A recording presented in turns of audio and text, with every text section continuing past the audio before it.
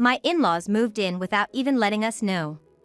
I thought they were just delivering a big package, but then they popped their heads out of the front door and said, "We ain't gonna pay rent or do any chores, so take care of us. I wanna stay in the big room, so help me with moving my stuff, will ya?" I couldn't believe what they were saying after they just showed up out of nowhere. My father-in-law, Austin, and brother-in-law, Owen, just barged into the house and started giving orders about moving things. It was so ridiculous that I couldn't help but laugh. "It's totally fine," I said with a big grin and immediately called my husband. "He should be home soon. I wonder what he's gonna say when he sees this mess." After all, the ones who mocked me were my in-laws. Just as I thought, my husband came home. As expected, my husband was scolding Austin and Owen. But then, I saw a paper he showed to both of them and couldn't help but chuckle. "Feel free to use this house as you please." And in the end, it was me who moved out. My name is Catherine Miller, a 34-year-old remote worker. Due to some family circumstances, I chose a job that I could do from home. I can do house chores, and it's nice to easily look up anything like a new recipe at any time. By the way, I met my husband, Michael Miller, during the peak of the flu. We wouldn't have met if it weren't for the dating app. Michael is 35 years old and works as a carpenter. Back then, Michael was always on business trips, so we hardly had time to see each other. But Michael said he wanted me to live together so I wouldn't feel lonely. I fell for him in an instant and started thinking about marriage. Considering I was already past 30, it seemed better to hurry things up. But, due to my long-standing irregular periods, it was hard for us to conceive. Michael says it's okay, but being a woman, I've had some hopes. My doctor told me, but I knew the odds of getting pregnant were extremely low. After opening up and crying to Michael, I felt emotionally stable. I often wonder if I've caused Michael a lot of troubles. Knowing that Michael was thinking of me made it easier to give in. We decided to live a happy life together. To overcome the pandemic, which we didn't know when it'd end, we decided to spend time positively. But then, Michael's father, Austin Miller, gave us a call. It seemed he was complaining about not receiving any greetings from us, and for once, Michael was visibly irritated. "Catherine, I'm glad we greeted your parents, but if you meet my dad, you might feel uncomfortable, you know? Do you really dislike him that much? But don't you think we should greet each other's parents at least?" "Yeah, you're right. Maybe we should pay a visit to my parents' house." The reluctance was evident on Michael's face. He really didn't want to go and meet them. I could see the deep frown on his forehead as he prepared to head to his parents' home. Throughout, Michael kept like, "I don't want to go and I don't want to see him." I could tell he really didn't want to meet them. It became evident just how much he despised his father. To be on the safe side, we decided to bring some pastries as a gift, to which Michael begrudgingly agreed. I wish I knew what had transpired between them, but Michael hadn't wanted to talk about the past. Or rather, he seemed reluctant to discuss it. Even though I didn't want to pry into something that might upset him, I found myself wishing he would open up. I realized how much Michael wanted to avoid going to his parents' house. But then, we were on our way to greet Michael's family. I was sure we were gonna get some sarcastic remarks, but I mustered the courage and left the house. Given that stress often gives me stomach aches, Michael looked at me with concern and asked, "Are you okay? Should we do this another time?" "I think I'm fine. It wouldn't be right if we didn't greet your father, right?" It was the same father who complained over the phone. There seemed to be an air that suggests he was not gonna forgive us easily. It felt more troublesome than anything. Michael seemed to feel the same way, as he was eager to drive. Maybe to keep himself distracted. I sensed that there must have been some issues at his childhood home. Meeting such a father-in-law could be tiresome, but I've never regretted choosing Michael. I love the kindness Michael shows me and his occasional clumsiness. It's those little things that mean the most. If I ever feel uncomfortable about our relationship with his father, we should just distance ourselves immediately. Lost in thought, we eventually arrived at Michael's childhood home. It wasn't too far from the apartment where Michael and I live. It was within walking distance, a short stroll away if we ever felt like it. When I entered his house, a beaming his father greeted me with a big smile. Michael gave his father a slight glare as he stepped inside. Then, from a room deeper inside the house, I could hear Michael's raised voice. You can't just mooch off Dad because you're unemployed and stay at home all day. How old do you even think you are? Shut up. What I do isn't any of your business. The two bickered like brothers. Owen Miller defiantly held his own.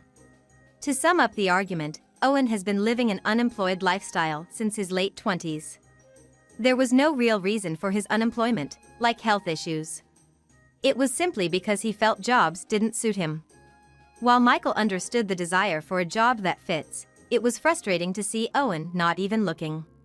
His father was no different, constantly bringing home different women and ending relationships time after time. Michael always said that there's no way they could be happy living like that. I'm not here to babysit the two of you. I came to announce that Catherine and I are getting married.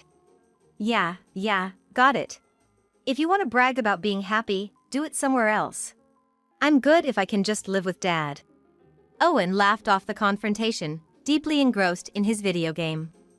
Annoyed by the sight, Michael was about to react when we realized his father was looming over us.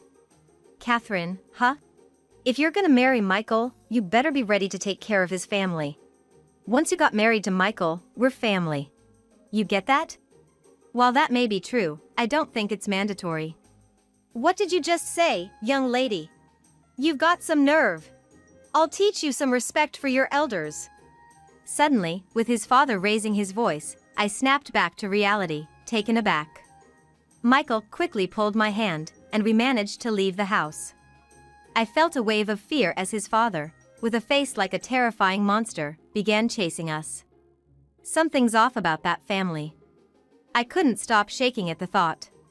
Even when we tried to decide on an apartment, his father would always beat us to it and decide for us. To prevent such incidents from happening again, Michael and I decided to consider moving. Thanks to my job in web-related work, I can work anywhere with just a computer. There was no issue on my end, but the problem was Michael's job. Even if he's enjoyed doing household chores, he's been also the owner of a carpentry business. He often travels for work, so I ended up handling the moving process. While there was an inevitable aspect to it, there was honestly also a chance that his father and the jobless Owen might visit. Given my knack for bad premonitions turning true, all I could do was hope they wouldn't come. In the meantime, I decided to proceed with the moving arrangements, considering Michael's opinion as well. I wanted to get this sorted before they possibly visited our house. After the moving process was done, I was finally able to shift to working from home. There was still some work left contacting a representative regarding a web video project I had discussed before. While I was messaging and talking on the phone, I heard someone knocked on the front door. If it were Michael, he'd just come in without knocking. Who could it be? Could it be his father and Owen? As I thought this, I heard a shouting voice from behind the door. It was his father, Austin. What should I do? Michael wasn't back yet. It seemed I was gonna have to handle this situation. Maybe I should just talk to him. I ended the call with the client and headed to the front door. From the aggressive knocking, I could only think of his father. I didn't know what he wanted, but if he was here to disturb our life, I'd appreciate it if he left. I was like hello, lightly responded and opened the door slightly. Then, Owen forcefully pushed the door open, placing a large bag at the entrance with a pleased look. Owen dramatically sat down and was like, I'm exhausted. Hey Austin, what's all this about? We couldn't pay the mortgage on our place, so we sold it and decided to move. Naturally, we won't pay any rent or do any chores, so take care of us. With a self-centered look on their faces, his father and Owen entered our apartment. Owen, carrying his baggage, was looking around to decide which room to occupy. His father, after placing his huge bag in the living room, started complaining about the size of the room. Come on, this apartment is meant for 2 people, you know? If we're going to have 4 people living here, we might need to find another place. But Michael and I had already decided on our next place. Even though our moving day was just around the corner.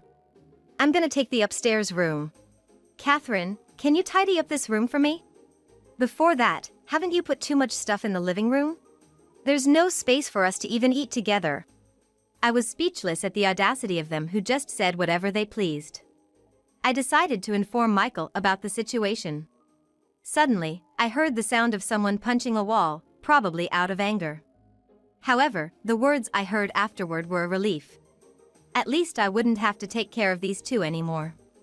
But due to work circumstances, Michael couldn't come back to the apartment.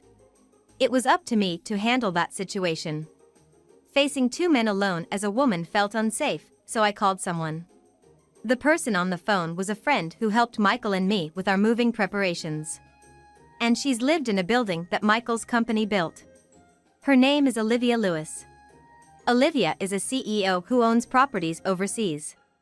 When I contacted Olivia, she said she had a bad feeling about the father and son at my home. Sure enough, they had arrived at our apartment and were arrogantly placing their belongings everywhere. Michael and I owned that apartment. I was the one on the lease since I was working from home, and I could leave if I wanted to. I told the two clueless men with a big smile. "That's totally fine. We're moving out of this apartment anyway."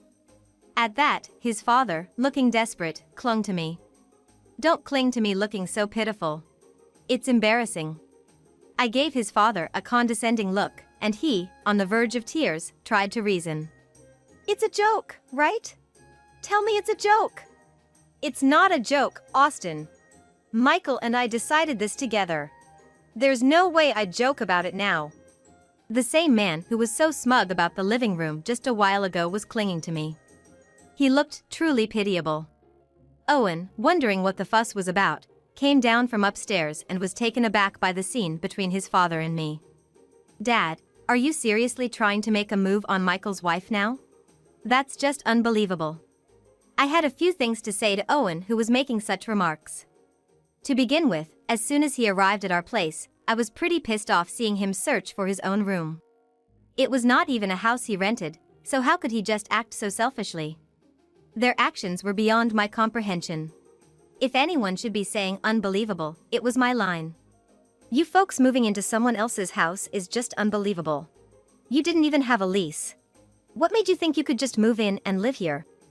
I decided to call Olivia. She's both the landlord of an apartment complex and its general manager. Sometimes she's referred to as the CEO and other times, just as an office worker. In short, she's a big deal around here. There should be no way they could talk their way out of this once she arrives. Olivia arrived at the parking lot and entered the room. She assessed the situation with me and the two men and seemed to get the gist. She was gonna contact Michael. After talking with Michael for a bit, Olivia seemed to have resolved the issue. Her face looked dead serious. "Did you handle the tax declaration after selling your house?" "No, not yet." "That's odd. We can't lease you the apartment without that. Please ensure you've reported it correctly, and then we may proceed with this room." Olivia was methodical in her approach. If you want to have a fair conversation with those people, you gotta come prepared with legal knowledge. But Michael must have known this too. He was well aware of his father's troublesome nature. His father was notorious for being self-centered and having affairs. I heard this story from Michael before he went on a business trip. Michael didn't want to tell me, but probably realized he hadn't acknowledged past mistakes and wanted to be considerate. When I pressed for details, apparently before Michael's mother left the house, his father had been cheating with another woman. When Michael's mother confronted, his father lashed out and was like, "Why don't you just leave?" And so, Michael's mother left. Before she did, she gave Michael a remorseful hug. Michael's mother was apologetic about leaving such a house to him. She left feeling guilty. Michael'd taken over all household chores. However, his father's philandering ways got worse, and Owen kept hopping from one job to another. Owen's become unemployed around the age of 28. He took the unemployment benefit with pride and eventually became a recluse. Feeling overwhelmed by taking care of Owen and their father, Michael decided to marry me. They were diligent in paying the utility bills, but sometimes skipped out on the insurance premiums and other minor fees. Michael even feared not being able to finish paying off the house loan.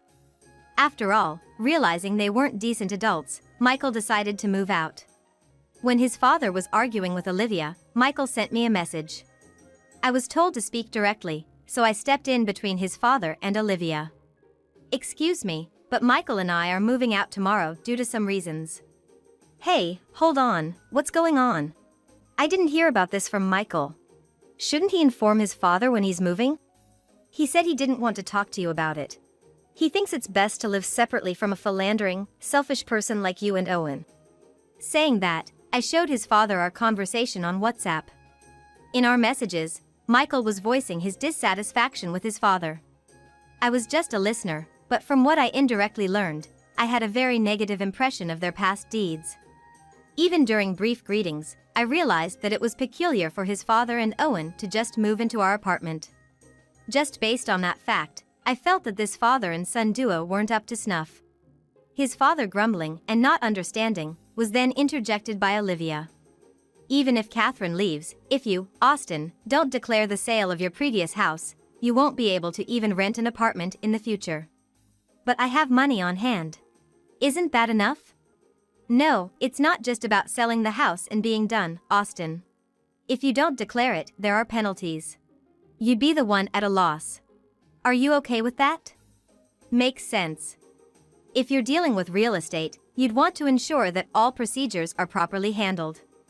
If he did sell the previous house, he would eventually need to report it to the local authorities. Or perhaps he didn't even report it to the real estate agency, which would be suspicious. Considering these two, it was easy to guess they didn't bother to properly research. Looking at the documents Olivia brought, it seemed there might be taxes due. I wonder if they were even aware of this tax responsibility. When I checked with Olivia about the documents, she showed them right after arriving at the apartment. But it seemed like they didn't understand any of it, and I'd been getting questions about the documents from Austin and Owen. Wondered how long it's gonna take for them to get it. Michael and I had been living in this apartment for long, but we've done our research on how to go about the necessary procedures. That was why everything went so smoothly for us. There's always pros and cons to everything, isn't it just common sense to check things out?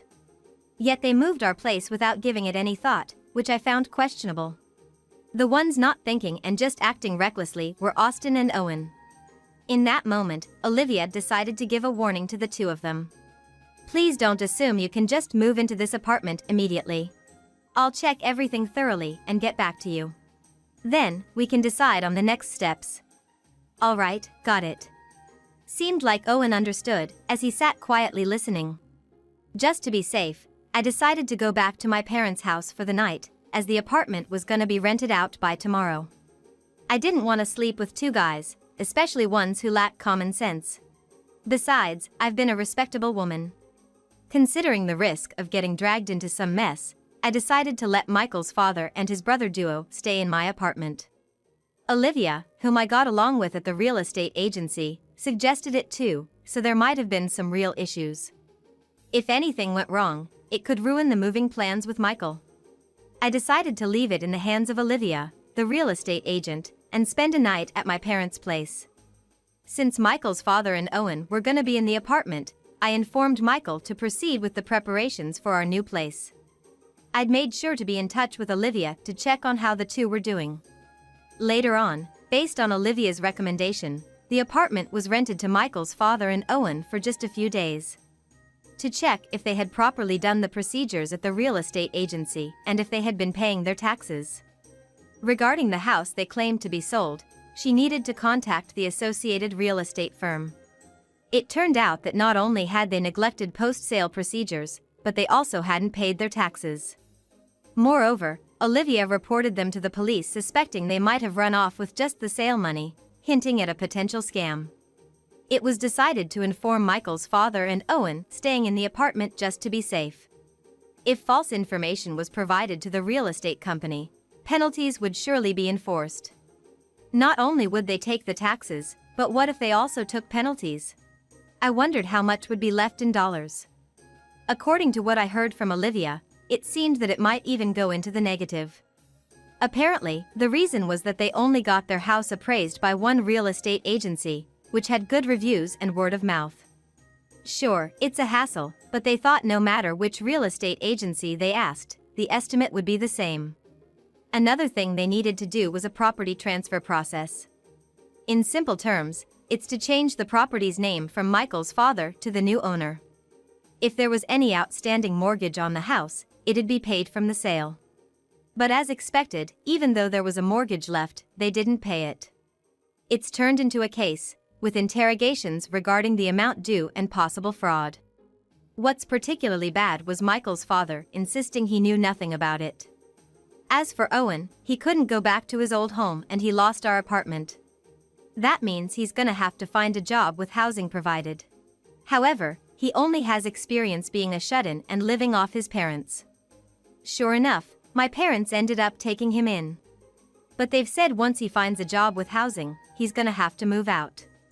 He's being rushed, but with some guidance from my parents, it seems he might get a job.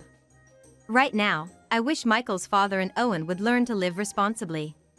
It made me realize the importance of looking into things before taking action. Meanwhile, Michael and I decided to relocate overseas. Michael's hard work has been recognized, and he's offered a project abroad, in Spain. But the problem is, both Michael and I are Americans who can't speak a lick of any Spanish. We've been studying hard, trying to learn some basic conversation in Spanish. I wanted to be able to hold everyday conversations as much as possible, and more than anything, it was my first time going on a business trip abroad, so there was a part of me that was really excited. Eventually Michael's job is overseas, so he started looking at potential homes for us. He'd regularly send me messages or call. I felt blessed experiencing Michael's kindness, trying to ensure I wasn't anxious. Today, from the airport, I got a call from a worried Michael who is going to fly to Spain. "Are you okay? I know it's been hard because of my dad and brother." "I'm totally fine. I'm more excited about living abroad with you." Good to hear. Hearing Michael's relieved voice made me happy too. We're now free from those two, and we're gonna enjoy our lives. To achieve that, we will keep studying a lot, learn things, and adapt to our new life. Everything is going to all right. And so, our life in Spain began. A child came into our lives, and our daily life changed as a family of 3. Cherishing our happiness, we continue to live strongly every day.